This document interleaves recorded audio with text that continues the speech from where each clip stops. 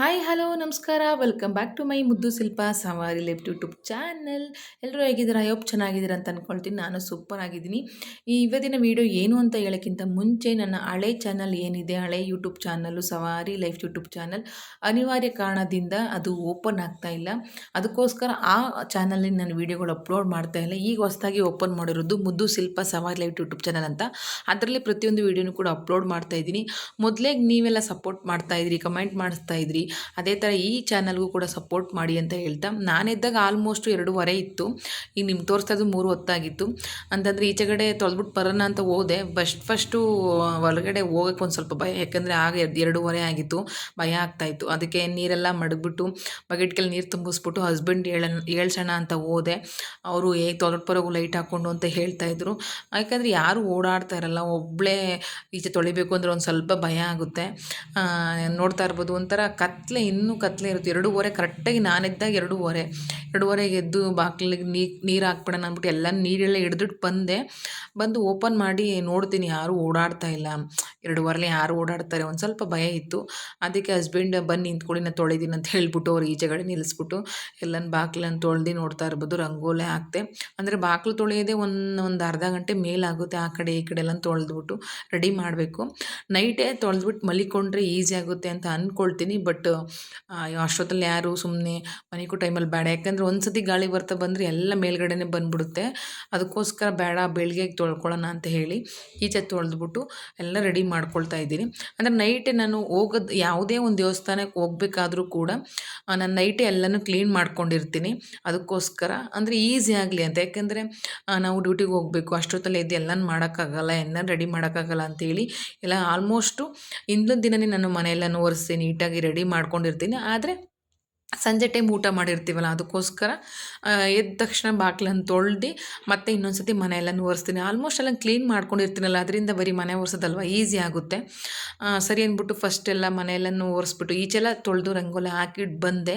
ಈಗ ಮನೆಯೆಲ್ಲ ಕ್ಲೀನ್ ಮಾಡ್ಕೊಂಬಿಡೋಣ ಅಂತೇಳಿ ಫೈನಲಿ ಕ್ಲೀನ್ ಮಾಡ್ಕೊಳ್ತಾ ಇದ್ದೀನಿ. ಅಂದರೆ ಏನಕ್ಕೆ ಅಂದರೆ ನಾನು ಇಷ್ಟು ಬೇಗ ಎದ್ದು ರೆಡಿ ಮಾಡ್ಕೊಳ್ತಾ ಇದ್ದೀನಿ ಅಂತಂದರೆ, ನಂಜನಗೂಡಿಗೆ ಹೋಗಬೇಕು, ಹುಣ್ಮೆ ಸೇವೆ ಮಾಡ್ತಾ ಇದ್ದೀನಿ. ಇದು 2ನೇ ಹುಣ್ಮೆ ಸೇವೆ. ಫಸ್ಟ್ನೇ ಹುಣ್ಮೆ ಸೇವೆ ನಾನು ಆಲ್ಮೋಸ್ಟ್ ಅಪ್ಲೋಡ್ ಮಾಡಿದ್ದೀನಿ. ಅಂದರೆ ಕೆನ್ನೆ ಹತ್ರ ನನಗೆ ಹುಲ್ಲೂರಿ ಎದ್ದುಬಿಟ್ಟಿದೆ. ಅಂದರೆ ನಿಮಗೆ ಹಳೆ ವಿಡಿಯೋ ನೋಡಿದರೆ ನಿಮಗೆ ಗೊತ್ತಾಗುತ್ತೆ, ಹಳೆ ಯೂಟ್ಯೂಬ್ ಚಾನಲ್ ನೋಡಿದರೆ ಗೊತ್ತಾಗುತ್ತೆ. ಅದರಲ್ಲಿ ಪೂರ್ತಿ ನಾನು ಹುಲ್ಲೂರಿ ಎದ್ದಿರೋದೆಲ್ಲ ತೋರಿಸಿದ್ದೆ. ಅದಕ್ಕೋಸ್ಕರ ನಾನು ಈ ವಿಡಿಯೋದಲ್ಲಿ ಏನು ತೋರ್ಸೋಕ್ಕೆ ಹೋಗ್ತಾ ಇಲ್ಲ. ಅಂದರೆ ಗೊತ್ತಿರೋರಿಗೆ ಅದು ಗೊತ್ತಿರುತ್ತೆ ಅಂತ ಹೇಳಿ ಅಷ್ಟೇ. ಯಾಕೆಂದರೆ ನಾನು ಅದು ಹುಲ್ಲೂರಿ ಎದ್ದು ಒಂದು ಸ್ವಲ್ಪ ಬಿದ್ದೋಗಿತ್ತು, ಮತ್ತೆ ಅದೇ ಜಾಗದಲ್ಲಿ ಮತ್ತೆ ಬತ್ತು. ಅದಕ್ಕೋಸ್ಕರ ನಂಜನಗೂಡಲ್ಲಿ ಹುಣ್ಮೆ ಸೇವೆ ಮಾಡಿ ಅಂತ ಹೇಳಿದ್ರು ತಿಳಿದವರು ದೊಡ್ಡವರು. ಅದಕ್ಕೆ ಸರಿ ಅಂತ ಹೇಳ್ಬಿಟ್ಟು ಮಾಡೋಣ, ಇದನ್ನು ಒಂದು ಟ್ರೈ ಮಾಡೋಣ ಅಂತ ಹುಣ್ಮೆ ಸೇವೆ ಮಾಡ್ತಾಯಿದ್ದೀನಿ. ಫಸ್ಟ್ ಹುಣ್ಮೆ ಸೇವೆ ಮಾಡಿ ಒಪ್ಪತ್ತೆಲ್ಲ ಬಿಟ್ಟೆ. ಈಗ 2ನೇ ಹುಣ್ಮೆ ಸೇವೆ ಮಾಡ್ತಾಯಿದ್ದೀನಿ. ಹೋಗ್ಬಿಟ್ಟು ನಂಜನಗೂಡಿಗೆ ಹರಕೆ ತೀರಿಸ್ಬೇಕು. 3 ಅಥವಾ 4 ಮಾಡಬೇಕು ಅಂತ ಅಂದ್ಕೊಂಡಿದ್ದೀನಿ. ಯಾಕೆ ಡ್ಯೂಟಿಗೆ ಬೇರೆ ಹೋಗಬೇಕು ಅಂತ ಹೇಳಿ ಬೇಗನೆ ಹೋಗ್ತಾಯಿದ್ದೀನಿ. ಫಸ್ಟ್ ಹುಣ್ಮೆ ಸೇವೆಯಲ್ಲಿ ಅಕ್ಕ ಭಾವ ಎಲ್ಲ ಬಂದಿದ್ದರು. ಈಗ ಅವ್ರದ್ದು ಒಂದು ಮನೆ ಫಂಕ್ಷನ್ ಇತ್ತು ಅಂತ ಹೇಳಿ ಅವ್ರು ಬರೋಕ್ಕಾಗಲ್ಲ ಅಂತ ಹೇಳಿದ್ರು. ಸರಿ ಅಂತೇಳಿ ನಾನು ಮತ್ತು ಹಸ್ಬೆಂಡು ನನ್ನ ಮಗ ಹೋಗ್ತಾಯಿದ್ದೀವಿ. ನಮ್ಮ ಮಗ ಊರಿಂದ ಬಂದಿದ್ದ. ಆಲ್ಮೋಸ್ಟ್ ನೋಡ್ತಾ ಇರ್ಬೋದು, ಆಲ್ಮೋಸ್ಟ್ ಬಂದು ಅವನು ಕೂಡ ಎದ್ದು ವಾಶ್ರೂಮ್ಗೆ ಹೋಗಿ ಅವನು ಎಲ್ಲ ಫ್ರೆಶಪ್ ಆಗಿ ಬರ್ತಾನೆ. ಅವನು ಪ್ರತಿ ಸಲ ಇಬ್ಬರಿಬ್ಬರು ಹೋದಾಗೆ ಒಂಥರ ಬೇಜಾರಾಗುತ್ತೆ. ಅಯ್ಯೋ ಅಂತ ನನ್ನ ಮಗ ಈ ಸತಿ ನಾನು ಬರ್ತೀನಿ ಅಂದರೆ, ಎಲ್ಲರೂ ಹೊರಗಡೆ ಹೋದಾಗ ಅವನು ಕೂಡ ನಾನು ಬರ್ತೀನಿ ಅಂತಾನೆ. ಅಷ್ಟು ನಿದ್ದೆನೇ ಮಾಡಲ್ಲ ಅವನು. ಬೆಳಗಾನೆ ಬೇಕಾದ್ರೆ ಎದ್ದು ಕೂತ್ಕೊಂಡ್ಬಿಡ್ತಾನೆ. ಅಷ್ಟು ಅವನಿಗೆ ಅಂದರೆ ಎಲ್ಲರೂ ಹೋದರೆ ನಾನು ಬರ್ತೀನಿ ಅನ್ನೋ ಹಠ ಜಾಸ್ತಿ. ಮಗಳು ಇರಲಿಲ್ಲ, ಆಲ್ಮೋಸ್ಟ್ ಅವಳು ಹೊರಗಡೆ ಹೋಗಿದ್ಲು, ಅಂದರೆ ಅಮ್ಮನ ಮನೇಲಿದ್ಲು. ಸರಿ ಅಂತ ಹೇಳ್ಬಿಟ್ಟು ಇವ್ನು ಕರ್ಕೊಂಡು ಬಂದಿದ್ದೆ, ಒಂದು ಸ್ವಲ್ಪ ಕೆಲಸ ಇತ್ತು ಅಂತ ಹೇಳಿ. ಸರಿ ಅಂದ್ಬಿಟ್ಟು ನಾನು ನೋಡ್ತಾ ಇರೋದು ಆಲ್ಮೋಸ್ಟ್ ಎಲ್ಲ ಫಿನಿಶ್ ಆಯಿತು. ಮನೆಯೆಲ್ಲನೂ ಒರೆಸಿ ರೆಡಿ ಮಾಡಿಕೊಂಡೆ. ಈಗ ಫ್ರೆಶಪ್ ಆಗಿ ಸ್ನಾನ ಮಾಡ್ಕೊಂಡು ಫ್ರೆಶಪ್ ಆಗಿ ಬಂದು ದೀಪಕ್ಕೆಲ್ಲ ರೆಡಿ ಮಾಡಿರ್ತೀನಿ. ಅಂದರೆ ಹೂವೊಂದು ಅಲಂಕಾರ ಮಾಡಬೇಕು ಅಷ್ಟೇ. ಬನ್ನಿ ಫ್ರೆಶಪ್ ಆಗಿದ್ದು ಬರೋಣ ಫಸ್ಟು. ಫೈನಲಿ ನಂದು ಕೂಡ ಸ್ನಾನ ಮುಗೀತು. ನಾನು ಫ್ರೆಶಪ್ ಆಗಿ ಬಂದೆ. ಈಗ ದೇವ್ರ ಮನೆಗೆ ಹೂವಿನ ಅಲಂಕಾರವನ್ನು ಮಾಡಿದ್ರೆ ಪೂಜೆ ಮಾಡ್ಬಿಟ್ಟು ಹೋಗ್ತಾ ಇರೋದಷ್ಟೇ. ನೋಡ್ತಾ ಇರ್ಬೋದು ನೀವೇ. ಆ ದೇವ್ರ ಮನೆ ನಾನು ಹಿಂದೆ ದಿನವೇ ಎಲ್ಲನೂ ದೀಪ ಎಲ್ಲನೂ ಬೆಳಗಿ ಅರ್ಶಿನ ಕುಂಕುಮ ಎಲ್ಲ ಹಾಕಿ ರೆಡಿ ಮಾಡ್ಕೊಂಡಿರ್ತೀನಿ. ಹೂವೊಂದು ಅಲಂಕಾರ ಮಾಡಬೇಕು ಅಷ್ಟೇ. ಅಷ್ಟರಲ್ಲಿ ನನ್ನ ಮಗನೂ ಕೂಡ ಫೈನಲಿ ಸ್ನಾನಗಿನ ಎಲ್ಲ ಮಾಡಿಕೊಂಡು ಅವನು ಕೂಡ ಪ್ಯಾಂಟ್ ಶರ್ಟ್ ಹಾಕ್ಕೊಂಡು ರೆಡಿ ಆದ. ಅವ್ರು ರೆಡಿ ಆಗೋಷ್ಟರಲ್ಲಿ ಹಸ್ಬೆಂಡು ನಾನು ಕೂಡ ದೇವ್ರ ಮನೆ ರೆಡಿ ಮಾಡ್ಕೊಂಡ್ಬಿಟ್ರೆ ಅವ್ರ ಪಾಡಿಗೆ ಅವ್ರು ಪೂಜೆ ಮಾಡ್ತಾ ಇರ್ತಾರೆ. ನಾನು ರೆಡಿ ಆಗೋಷ್ಟರಲ್ಲಿ ಅಂತ ಹೇಳಿ ಹೂವು ಅಲಂಕಾರ ಎಲ್ಲ ಮಾಡ್ತಾಯಿದ್ದೀನಿ. ಅಂದರೆ ನನಗೆ ಈಸಿ ಆಗಲಿ ಅಂತ. ಯಾಕಂದರೆ ಅಷ್ಟೊತ್ತಲ್ಲಿ ಹೋಗೋದಲ್ಲಿ ದೀಪ ಎಲ್ಲ ಬೆಳಗ್ಗೆ ಎಲ್ಲ ರೆಡಿ ಮಾಡಿ ಹೋಗೋಕ್ಕಾಗಲ್ಲ. ಅದಕ್ಕೋಸ್ಕರ ಇಂದು ದಿನ ಹೋಗೋದು ನಾಳೆ ಅಂತಲೇ ನಾನು ಎಲ್ಲನೂ ರೆಡಿ ಮಾಡಿ ಸ್ನಾನ ಮಾಡಿ ಫ್ರೆಶಪ್ ಆಗಿ ಅಂದರೆ ಸ್ನಾನ ಮಾಡಿ ಮಡಿಯಲ್ಲಿ ನಾನೆಲ್ಲ ದೀಪ ಎಲ್ಲ ಬೆಳಗಿ ದೇವ್ರ ಮನೆ ನೀಟಾಗೆಲ್ಲ ಒರೆಸಿ ರೆಡಿ ಮಾಡ್ಕೊಂಡಿರ್ತೀನಿ. ಯಾಕೆಂದರೆ ಬೇಗ ಆಗುತ್ತೆ ಅಂತ ಹೇಳಿ ಅಷ್ಟೊತ್ತಲ್ಲೇ ಹೋಗಬೇಕು, ಅಲ್ಲಿ ಕ್ಯೂ ನಿಂತ್ಕೋಬೇಕು. ಒಂದೊಂದು ಸತಿ ಹುಣ್ಮೆ ಸೇವೆ ಅಂದರೆ ತುಂಬ ರಶ್ ಇರ್ತಾರೆ. ನಾವು ಹೋಗಿ ಕ್ಯೂವಲ್ಲಿ ಬೇಗ ನಿಂತ್ಕೊಂಡ್ರೆ ದರ್ಶನ ಆಗುತ್ತೆ ಅಂತ ಹೇಳಿ ನಾನು ಡ್ಯೂಟಿಗೆ ಬರೋಕ್ಕೂ ಟೈಮೆಲ್ಲ ಒಂದು 8:30 9 ಗಂಟೆ ಒಳಗಡೆ ನಮ್ಮ ದರ್ಶನ ಎಲ್ಲ ಮುಗಿದ್ರೆ ಕೆಲ್ಸಕ್ಕೆ ಹೋಗೋಕ್ಕೆ ಈಸಿ ಆಗುತ್ತೆ ಅಂತ ಹೇಳಿ ನಾನು ಅಷ್ಟು ಗಂಟೆಗೆ ಹೋಗ್ತೀವಿ. ಮಿನಿಮಮ್ ನಾವು ಹೋಗಾಗ ಒಂದು 4 ಗಂಟೆ 5 ಗಂಟೆ ಆಗೇ ಹೋಗುತ್ತೆ. ಹಂಗರುವೆ ಅಷ್ಟು ಬೇಗ ದರ್ಶನ ಮಾಡ್ಕೊಂಡು ಬರೋಕ್ಕೆ ಈಸಿ ಆಗುತ್ತೆ ಅಂತ ಹೇಳಿ ಅದಾದಮೇಲೆ ಹೂವಿನ ಅಲಂಕಾರ ಎಲ್ಲ ಮಾಡಿದೆ. ಫೈನಲಿ ಈ ರೀತಿ ಬಂತು. ಅಷ್ಟರಲ್ಲಿ ನಮ್ಮ ಹಸ್ಬೆಂಡು ಕೂಡ ದೀಪಕ್ಕೆಲ್ಲ ಎಣ್ಣೆ ಹಾಕಿ ಪೂಜೆ ಮಾಡ್ಕೊಳ್ತಾ ಇದ್ರು. ನೋಡಿ ಇವನು ಈ ಕಡೆ ನಾವು ಪೂಜೆಗೆ ರೆಡಿ ಮಾಡ್ಕೊಳ್ತಾ ಇದ್ದರೆ ಒಂದು 4:15 4 ಗಂಟೆ ಆಗಿದೆ ಟೈಮು. ಅಷ್ಟೊತ್ತಲ್ಲಿ ಟಿ ವಿ ನೋಡ್ತಾ ಇದ್ದಾನೆ. ಅಂದರೆ ಟಿ ವಿ ಇದ್ದರೆ ಇವ್ನಿಗೇನೂ ಬೇಡ, ಅದೆಷ್ಟೇ ಹೊತ್ತಲಾಗಿರಲಿ, ಬೆಳಗಿನ ಜಾವನೇ ಆಗಿರಲಿ ರಾತ್ರಿನೇ ಆಗಿರಲಿ ನೋಡ್ತಾ ಇರ್ಬೋದು ಟೈಮ್ ನೀವೇ. ಅಷ್ಟೊತ್ತಲ್ಲಿ ಮಗ ಇಷ್ಟೊತ್ತಲ್ಲಿ ಟಿ ವಿ ನೋಡ್ತಾ ಇದ್ದಿಲ್ಲ ಅಂತಂದರೆ ನೀವು ಪೂಜೆ ಮಾಡಿ ನಾನು ಟಿ ವಿ ನೋಡ್ತೀನಿ ಅಂತ ಅಂದ. ಸರಿ ಅವ್ನು ನೋಡ್ತಾ ಇರಲಿ ಅಂತ ಹೇಳಿ ಹಸ್ಬೆಂಡು ಕೂಡ ಈ ಕಡೆ ಎಲ್ಲ ದೀಪಿಗೆಲ್ಲ ಎಣ್ಣೆ ಹಾಕ್ಕೊಂಡು ದೀಪ ಎಲ್ಲ ಹಚ್ಚಿ ರೆಡಿ ಮಾಡ್ತಾ ಇದ್ದಾರೆ. ಅಂದರೆ ನಮಗೊಂಥರ ಖುಷಿ. ಎಷ್ಟು ಬೆಳಗಿನ ಜಾವ ಅಂತ ಆಗಲಿ, ಯಾವುದೇ ಒಂದು ದೇವ್ರ ಕಾರ್ಯಗಳಾಗಲಿ ಏನೇ ಆಗಲಿ ತುಂಬ ಪ್ರೀತಿಯಿಂದ ಖುಷಿಯಿಂದ ದೇವ್ರ ಪೂಜೆ ಮಾಡ್ತೀವಿ. ಅಷ್ಟು ಖುಷಿ ಆಗುತ್ತೆ. ಅದರಲ್ಲಿ ನಮ್ಮ ಹಸ್ಬೆಂಡ್ಗೆ ಮಾರ್ನಿಂಗೇ ಪೂಜೆ ಮುಗಿದ್ಬಿಡ್ಬೇಕು. ಒಂದು 7:30 8 ಗಂಟೆಗೆ ಪೂಜೆ ಮುಗಿದ್ರೆ ಅವ್ರಿಗೊಂಥರ ಖುಷಿ. ಅಂತೂ ಇಂತೂ ಫೈನಲಿ ಪೂಜೆ ಸ್ಟಾರ್ಟ್ ಮಾಡಿಕೊಂಡ್ರು. ಎಲ್ಲ ಒಳ್ಳೇದಾಗಲಿ, ನಾವು ಅಂದ್ಕೊಂಡಿರೋದೆಲ್ಲ ಒಳ್ಳೇದಾಗಲಿ ಅಂತ ದೇವರಲ್ಲಿ ಪ್ರಾರ್ಥನೆ ಮಾಡ್ಕೊಳ್ಳೋಣ. ಹಾಗೆ ನಾನು ಮಕ್ಕಳಾಗಿರುವಂಥ ಹುಲ್ಲೂರಿ ಕೂಡ ವಾಸಿಯಾಗಲಿ ಅಂತ ಆ ಹುಲ್ಲೂರಿ ಬಸಪ್ಪನಲ್ಲಿ ಪ್ರಾರ್ಥನೆ ಮಾಡಿಕೊಂಡು ದೀಪ ಎಲ್ಲನೂ ಹಚ್ಚಿ ಪೂಜೆ ಮಾಡ್ತಾಯಿದ್ವಿ.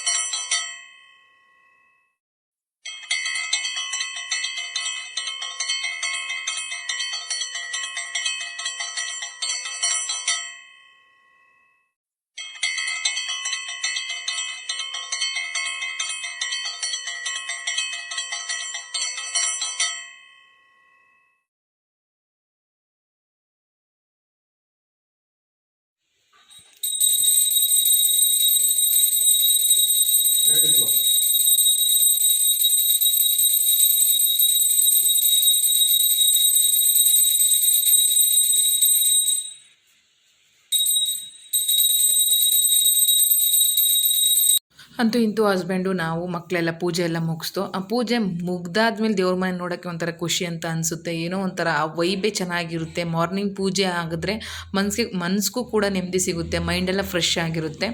ಸರಿ ಅಂತ ಹೇಳ್ಬಿಟ್ಟು ನೋಡ್ತಾ ಇರ್ಬೋದು ನಮ್ಮ ದೇವ್ರ ಮನೆ ಈ ರೀತಿ ಕಾಣಿಸುತ್ತೆ. ಹೂವಿನ ಮಾತ್ರ ಇವತ್ತು ನಿಜವಾಗ್ಲೂ ತುಂಬಾ ಚೆನ್ನಾಗಿತ್ತು. ಯಾರೋ ತೋಟದಲ್ಲಿ ಹೂವು ಕುಯ್ಕೊಂಡು ಬಂದಿದ್ರಂತೆ, ಮದುವೆಗೆ ಹೋಗಿದ್ರು ಅಂತ ಹೇಳಿ ಫ್ರೆಂಡ್ ತೋಟದಲ್ಲಿ ಹೋಗಿದ್ರು ಅಂದ್ಬಿಟ್ಟು ಕುಯ್ಕೊಂಡು ಬಂದಿದ್ರು ಹೂವನ್ನ. ಸಾಮಂತಿಗೆ ಒಂದು ನಿಜವಾಗ್ಲೂ ತುಂಬಾ ಚೆನ್ನಾಗಿತ್ತು, ಫ್ರೆಶ್ ಆಗಿತ್ತು. ಸರಿ ಅಂತ ಹೇಳ್ಬಿಟ್ಟು ನಾನು ಮತ್ತು ಹಸ್ಬೆಂಡ್ ಎಲ್ಲ ಬೈಕ್ ತೊಗೊಂಡು ಹೋದೋ. ಅಂದರೆ ನಾವೀಗ ಹೋಗ್ತಾ ಇರೋದು ಕಾರ್ ತೊಗೊಳ್ಳೋಕ್ಕೆ. ಅಂದರೆ ಕಾರ್ ಪಾರ್ಕಿಂಗು ನಮ್ಮ ಮನೇಲಿ ಜಾಗ ಇಲ್ಲ ಅಂತ ಹೇಳಿ ಅವರ ಹಸ್ಬೆಂಡ್ ಅವರ ಮಾವು ಅವ್ರ ಮನೆಯಲ್ಲಿ, ಅಂದರೆ ಮಾವನ ಜಾಗದಲ್ಲಿ ಕಾರ್ ನಿಲ್ಲಿಸ್ತೀವಿ. ಯಾಕೆ ನಮ್ಮ ಮನೆ ಹತ್ರ ಕಾರ್ ಪಾರ್ಕಿಂಗ್ಗೆ ಅಂದರೆ ಅವಕಾಶ ಇಲ್ಲ. ಅಂದರೆ ಅಲ್ಲಿ ನಿಂತ್ಕೊಳ್ಳೋಕ್ಕೂ ಆಗಲ್ಲ, ತುಂಬ ಚಿಕ್ಕದಾಗುತ್ತೆ ಜಾಗ ಅಂತ ಹೇಳಿ ಅವ್ರ ಮಾವ್ರ ಮನೆ ಅಂತ ನಿಲ್ಲಿಸ್ತಾರೆ. ಡೈಲಿ ನಾವೇನಾದರೂ ತೊಗೊಂಡು ಬರಬೇಕು ಅಂದರೆ ಇಲ್ಲಿಗೆ ಬಂದು ತೊಗೊಂಡು ಬರಬೇಕು. ಬೈಕನ್ನು ಹಾಕಿ ನಾವು ಕಾರ್ ತೊಗೊಂಡು ಹೋಗ್ತೀವಿ. ಒಂಥರ ಮಾರ್ನಿಂಗ್ ಎದ್ದಿದ್ದು ಒಂಥರ ಕೋಲ್ಡ್ ಥರನೇ ಇತ್ತು. ನಿಜವಾಗ್ಲೂ ಸಿಕ್ಕಾಪಟ್ಟೆ ಧಗೆ ಇರುತ್ತೆ. ಒಂದು 10 ಗಂಟೆ 9 ಗಂಟೆ ಆದ ತಕ್ಷಣ ಹೋಗ್ತಾ ಇದ್ದಾಗ ಒಂದು ಸ್ವಲ್ಪ ಕೋಲ್ಡ್ ಅಂತ ಅನ್ನಿಸ್ತಿತ್ತು, ಚಳಿ ಅನ್ನಿಸ್ತಾ ಇತ್ತು. ಸರಿ ಅಂತ ಹೇಳ್ಬಿಟ್ಟು ಫೈನಲಿ ಹೊರಟು. ನಮಗಂತೂ ಮಾರ್ನಿಂಗ್ ದೇವಸ್ಥಾನಕ್ಕೆ ಹೋಗಬೇಕು ಅಂದರೆ ಎಲ್ಲಿಲ್ದೇ ಖುಷಿ ಆಗುತ್ತೆ. ಅದರಲ್ಲೂ ಈಶ್ವರನ ದೇವಸ್ಥಾನ ಅಂದರೆ ಪ್ರತಿಯೊಂದು ದೇವಸ್ಥಾನ ಆಗಿರ್ಬೋದು, ಅದರಲ್ಲೂ favourite Saibaba temple, Raghavendra temple, Parameshwaran temple ಅಂದರೆ ಎಲ್ಲಿಲ್ದೇ ಖುಷಿ ಆಗುತ್ತೆ. ಏನೋ ಒಂಥರ ಖುಷಿ, ಒಂಥರ ಪೂಜೆ ಮಾಡೋದ್ರಲ್ಲೇ ಇರೋ ಖುಷಿ ಯಾವುದ್ರಲ್ಲೂ ಇಲ್ಲ ಅಂತ ಅಂದ್ಕೊಳ್ತೀನಿ. ಅದರಲ್ಲೂ ನನಗಂತೂ ಸಿಕ್ಕಾಪಟ್ಟೆ ಖುಷಿ ಪೂಜೆ ಮಾಡೋದು ಅಂದರೆ. ಪ್ರತಿ ಆಷಾಢ ಶುಕ್ರವಾರದಲ್ಲೂ ಅಷ್ಟೇ. ಆಷಾಢ ಶುಕ್ರವಾರದಲ್ಲಿ 1 ಗಂಟೆ ರಾತ್ರಿಗೆ ಎದ್ದಿರ್ತೀನಿ, ನಿದ್ದೆನೇ ಮಾಡೋಕ್ಕೆ ಹೋಗಲ್ಲ. ಯಾಕಂದರೆ ಬೇಗ ಕ್ಯೂ ನಿಂತ್ಕೋಬೇಕು. ಅಲ್ಲಿ ಧರ್ಮದರ್ಶನ ಕ್ಯೂ ನಿಂತ್ಕೊಂಡ್ರೆ ಬೇಗ ದರ್ಶನ ಆಗುತ್ತೆ. ಇಲ್ಲ ಅಂದರೆ 3 ಗಂಟೆ 2 ಗಂಟೆಗೆ ಈ ರೀತಿ ಆಗಿಬಿಡುತ್ತೆ. ಅದಕ್ಕೋಸ್ಕರ ನನ್ನದು ಆಷಾಢದಲ್ಲಿ 2 ಗಂಟೆ ರಾತ್ರಿಗೆ ಹೋಗ್ಬಿಡ್ತೀನಿ ನಾನು ಮೆಟ್ಲತ್ತಕ್ಕೆ. ಆವಾಗ ಒಂಥರ ಇನ್ನೂ ಚೆನ್ನಾಗಿರುತ್ತೆ.